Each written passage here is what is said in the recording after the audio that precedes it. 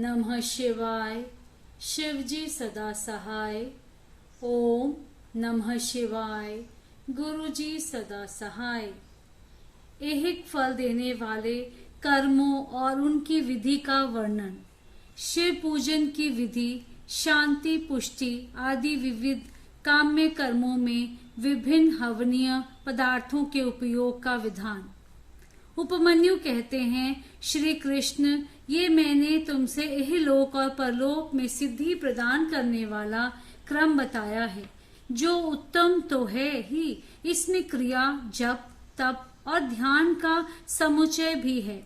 अब मैं शिव भक्तों के लिए यही फल देने वाले पूजन, होम, जप, ध्यान, तप और दानमय महान कर्म का वर्णन करता हूँ। मंत्रार्थ के श्रेष्ठ ज्ञाता को चाहिए कि वह पहले मंत्र को सिद्ध करे, अन्यथा इष्ट सिद्धि कारक कर्म भी फलद नहीं होता। मंत्र सिद्ध कर लेने पर भी जिस कर्म का फल किसी प्रबल अदृष्ट के कारण प्रतिबद्ध हो, उसे विद्वान पुरुष सहसा ना करे। उस प्रतिबंधक का यहाँ निवारण किया जा सकता है। कर्म करने के पहले ही शाकुन आदि करके उसकी परीक्षा कर ले और प्रतिबंधक का पता लगने पर उसे दूर करने का प्रयत्न करें। जो मनुष्य ऐसा ना करके मोहवश ऐहिक फल देने वाले कर्म का अनुष्ठान करता है, वह उससे फल का भागी नहीं होता और जगत में उपहासक का पात्र बनता है। जिस पुरुष को विश्वास ना हो, वह ऐहिक फल देने वाले कर्म का अनुष्ठान कभी ना करे, क्योंकि उसके मन में श्रद्धा नहीं रहती और श्रद्धाहीन पुरुष को उस कर्म का फल नहीं मिलता। किया कर्म निष्फल हो जाए तो भी उसमें देवता का कोई अपराध नहीं है, क्योंकि शास्त्रोक्त विधि के ठीक ठीक कर्म करने वाले पुरुषों को यही फल की प्राप्ति देखी जाती है। जिसने मंत्र को सिद्ध कर लिया है, प्रतिबंधक को दूर कर दिया है और मंत्र विश्वास रखता है और मन में श्रद्धा से युक्त है, वह साधक कर्म करने पर उसके फल को अवश्य पाता है। उस कर्म के फल की प्राप्ति के लिए ब्रह्मचर्य परायण होना चाहिए। रात में हविष्य भोजन ना करें, खीर या फल खाकर रहें।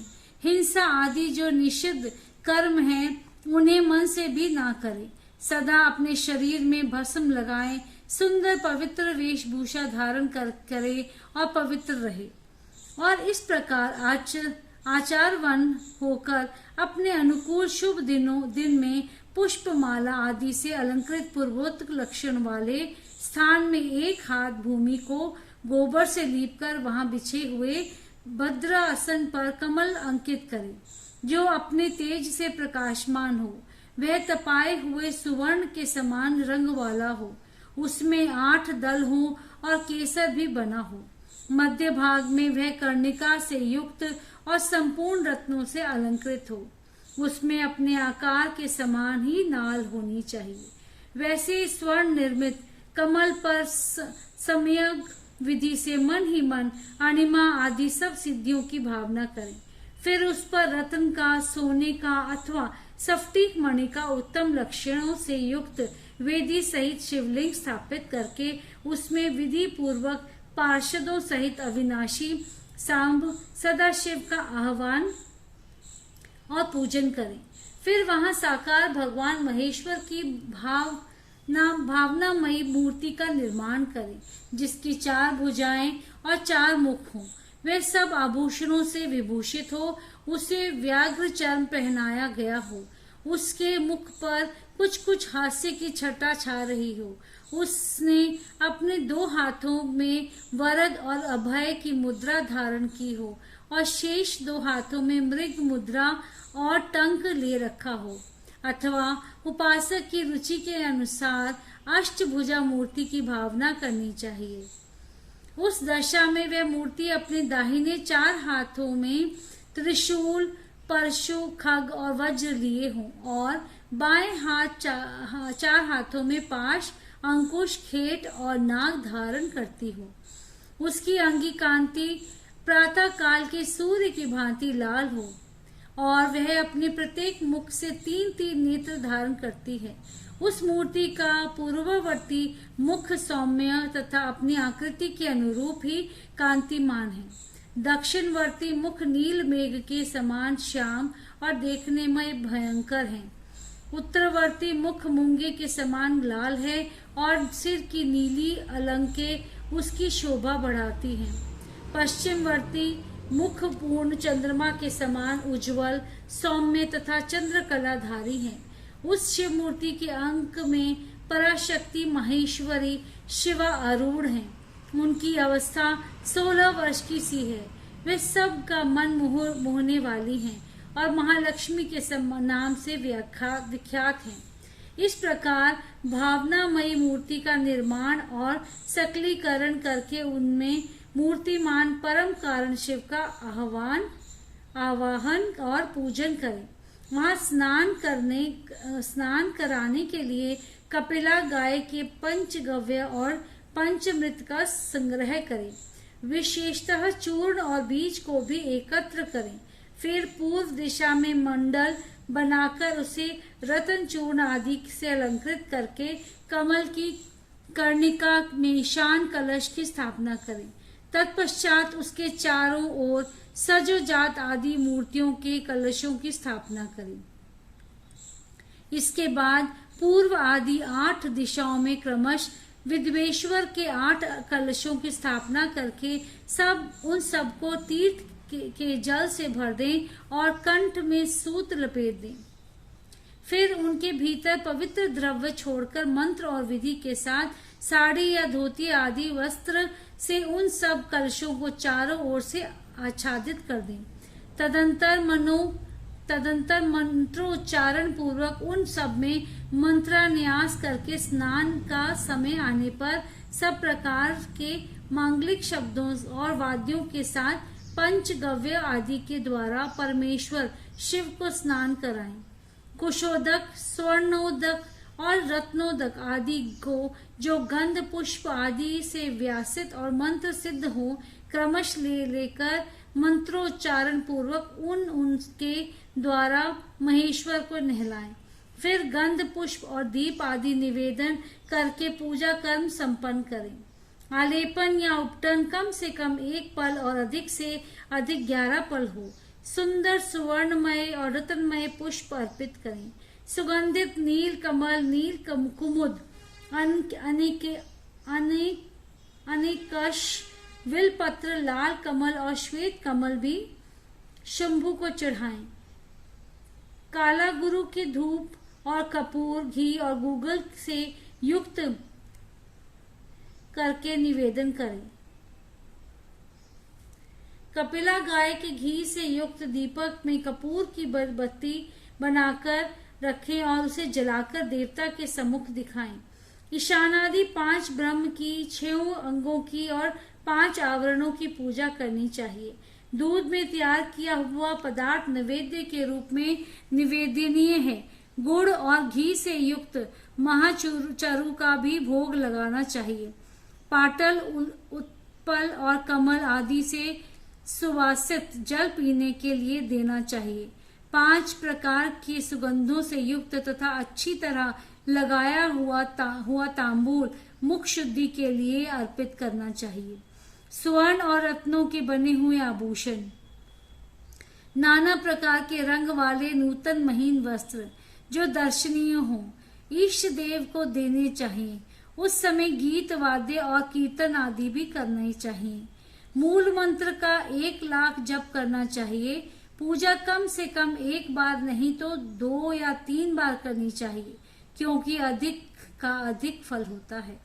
होम सामग्री के लिए जितने द्रव्य हो उनमें से प्रत्येक द्रव्य की कम से कम 10 और अधिक से अधिक 100 आहुतियां देनी चाहिए। मारण और उच्चाटन आदि में शिव के घोर रूप का चिंतन करना चाहिए। शांति कर्म या पौष्टिक कर्म करते समय शिवलिंग में, शिवाग्नि में तथा अन्य प्रतिमाओं में शिव के सौम्य रूप का ध्यान करना चाहिए। मारण आदि कर्मों में लोहे के बने हुए स्त्रुक और स्त्रुवा का उपयोग करना चाहिए। अन्य शांति आदि कर्मों में स्त्रुवक और स्त्रुवा बनवानी चाहिए। मृत्यु पर विजय पाने के लिए घी, दूध में मिलाई हुई दुर्वा से, मधु से, घृत युक्त चरु से और अथवा केवल दूध से भी हवन करना चाहिए तथा रोगों की शांति के लिए तिलों की आहुति देनी चाहिए। समृद्धि की इच्छा रखने वाले पुरुष महान दरिद्र की शांति के लिए घी, दूध अथवा केवल कमल के फूलों से होम करें।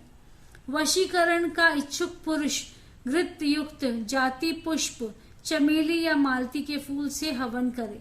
द्विज को चाहिए कि वह घृत और करवीर पुष्पों से आहुति देकर आकर्षण का प्रयोग सफल करें। तेल की आहुति से उच्चाटन और मधु की आहुति से स्तंभन कर्म करें। सरसों की आहुति से भी स्तंभन किया जाता है। बड़ के बीज और तिल की आहुति द्वारा मारण और उच्चाटन करें। नारियल के तेल की आहुति देकर विद्वेषण कर्म करें। रोही के बीज की आहुति देकर बंधन का तथा लाल सरसों मिले हुए संपूर्ण होम द्रव्यों से सेना स्तंभन का प्रयोग करें।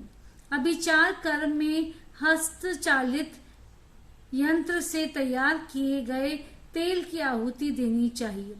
कुटकी की भूसी, कपास की ढोड तथा तेल मिश्रित सरसों की भी आहुति दी जा सकती है। दूध की आहुति ज्वर की शांति करने वाली तथा सौभाग्य रूप फल प्रदान करने वाली होती है। मधु, घी और दही को परस्पर मिलाकर इनसे दूध और चावल से अथवा केवल दूध से किया गया होम संपूर्ण सिद्धियों को देने वाला होता है। सात समिधा आदि से शांति तक अथवा पौष्टिक कर्म भी करे। विशेषतः द्रव्यों द्वारा होम करने पर वशे और आकर्षण की सिद्धि होती है। बिल पत्रों का हवन वशीकरण तथा आकर्षण का साधक और लक्ष्मी की प्राप्ति कराने वाला है। साथ ही वह शत्रु पर विजय प्रदान कराता है। शांति कार्य में पलाश और खैर आदि की समिधाओं का होम करना चाहिए। क्रूरतापूर्ण कर्म में कनेर और आग की समिधाएं होनी चाहिए। लड़ाई झगड़े में कटीले पेड़ों की समिधाओं का हवन करना चाहिए। शांति और पुष्टि कर्म को विशेषतः शांत चित्त पुरुष ही करे। जो निर्दय और क्रोधी हो उसी को अभिचारिक कर्म में प्रवृत्त होना चाहिए। वह भी उस दशा में जबकि दुर्वस्था चरम सीमा को पहुंच गई हो और उसके निवारण का दूसरा कोई उपाय न रह गया हो, आतताई को नष्ट करने के उद्देश्य से अभिचारिक कर्म करना चाहिए। अपने राष्ट्रपति को हानि पहुंचाने के उद्देश्य से अभिचारिक कर्म कदापि नहीं करना चाहिए। यदि कोई आस्तिक परम धर्मात्मा और माननीय पुरुष हो, उससे यदि कभी अतातीयपन का कार्य हो जाए तो भी उसको नष्ट करने के उद्देश्य से आभिचारिक कर्म का प्रयोग नहीं करना चाहिए। जो कोई भी मन, वाणी और क्रिया द्वारा भगवान शिव के आश्रित हो, उसके तथा राष्ट्रपति के उद्देश्य से भी आभिचारिक कर्म करके मनुष्य शीघ्र ही पतित हो जाता है। इसीलिए कोई भी पुरुष जो अपने लिए सुख चाहता हो, अपने राष्ट्रपालक राजा की तथा शिव भक्त की अभिचार आदि के द्वारा हिंसा न करे। दूसरे किसी के उद्देश्य से भी मारण आदि का प्रयोग करने का पश्चाताप से युक्त हो प्रायश्चित करना चाहिए। निर्धन या धनवान पुरुष भी बाण लिंग, ऋषियों द्वारा स्थापित लिंग या वैदिक लिंग में भगवान शंकर की पूजा करें। जहाँ ऐसे लिंग का अभाव हो, वहाँ सुवर्ण और रत्न के बने हुए शिव लिंग में पूजा करनी चाहिए। यदि सुवर्ण और रत्नों के उपार्जन की शक्ति ना हो तो मन से ही भावनामय मूर्ति का निर्माण करके मानसिक पूजन करना चाहिए अथवा प्रतिनिधि द्रव्यों द्वारा शिवलिंग की कल्पना करनी चाहिए। जो किसी अंश में समर्थ और किसी अंश में असमर्थ हैं, वह भी यदि अपनी शक्ति के अनुसार पूजन कर्म करता है तो अवश्य फल का भागी होता है।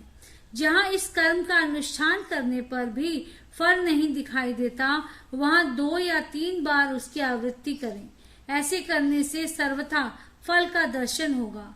पूजा के उपयोग में आया हुआ जो सुवर्ण, रत्न आदि उत्तम द्रव्य हो, वह सब गुरु को दे देना चाहिए तथा उसके अतिरिक्त दक्षिणा भी देनी चाहिए। यदि गुरु नहीं लेना चाहते तो वह सब वस्तु भगवान शिव को ही समर्पित कर दें अथवा शिव भक्तों को दे दें। इनके सिवा दूसरों को देने का विधान नहीं है। जो पुरुष गुरु आदि की अपेक्षा न रखकर स्वयं यथाशक्ति पूजा संपन्न करता है, वह भी ऐसे ही आचरण करे। पूजा में चढ़ाई हुई वस्तु स्वयं न ले लें। जो मूढ़ लोभवश पूजा के अंगभूत उत्तम द्रव्य हो स्वयं ग्रहण कर लेता है, वह अभीष्ट फल को नहीं पाता। इसमें अन्यथा विचार नहीं करना चाहिए। किसी के द्वारा पूजित शिवलिंग को मनुष्य ग्रहण करे या ना करे, यह उसकी इच्छा पर निर्भर है। यदि ले तो स्वयं नित्य उसकी पूजा करें अथवा उसकी प्रेरणा से दूसरा कोई पूजा करे। जो पुरुष इस कर्म का शास्त्रीय विधि के अनुसार ही निरंतर अनुष्ठान करता है, वह फल पाने से कभी वंचित नहीं रहता। इससे बढ़कर प्रशंसा की बात और क्या हो सकती है। तथापि मैं संक्षेप में कर्म जनित उत्तम सिद्धि की महिमा का वर्णन करता हूँ। इससे शत्रुओं अथवा अनेक प्रकार की व्याधियों का शिकार होकर और मौत के मुंह में पड़कर भी मनुष्य बिना किसी विघ्न बाधा के मुक्त हो जाता है। अत्यंत कृपण भी उदार और निर्धन भी कुबेर के समान हो जाता है। कुरूप भी कामदेव के समान सुंदर और बूढ़ा भी जवान हो जाता है। शत्रु क्षण भर में मित्र और विरोधी भी किंकर हो जाता है। अमृत विष के समान और विष भी अमृत के समान हो जाता है। समुद्र भी स्थल और स्थल भी समुद्रवत हो जाता है। गंगा पहाड़ जैसा ऊंचा और पर्वत भी गड्ढे पहाड़ जैसा ऊंचा और पर्वत भी गड्ढे के समान हो जाता है। अग्नि सरोवर के समान शीतल और सरोवर भी अग्नि के समान दाहक बन जाता है। उद्यान जंगल और जंगल उद्यान हो जाता है। शूद्र मृग सिंह के समान शौर्यशाली और सिंह भी क्रीड़ा मृग के समान आज्ञा पालक हो जाता है। स्त्रियां अभिसारिका बन जाती हैं, अधिक प्रेम करने लगती हैं और लक्ष्मी सुस्थिर हो जाती हैं।